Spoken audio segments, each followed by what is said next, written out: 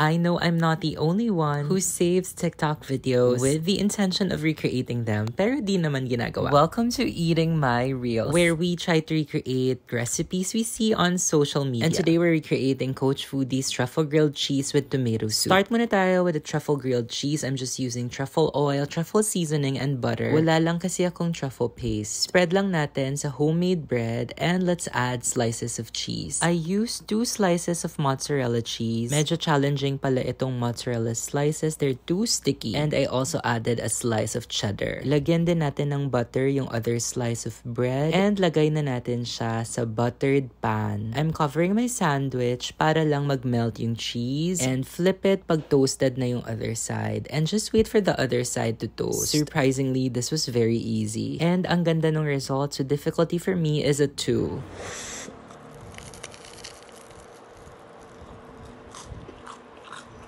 Gawin naman natin yung tomato soup. I just combined sliced tomatoes, onions, and garlic, added olive oil, salt, pepper, and red pepper flakes. I roasted this in the oven for 20 minutes at 190 degrees, tapos binlender ko lang after. Reduce lang natin sa pot and add some cream. Again, this is fairly easy. Difficulty, I'd say 2 pa rin. Perfect combination talaga yung grilled cheese and tomato soup. Yung acidity ng tomato soup, it helps balance the richness of the cheese. Simot sarap to. For those reasons, I give this recipe 5 crazy coins. Can't believe ang tagal nang hinintay ko bago ko i-recreate to kasi this is so delicious.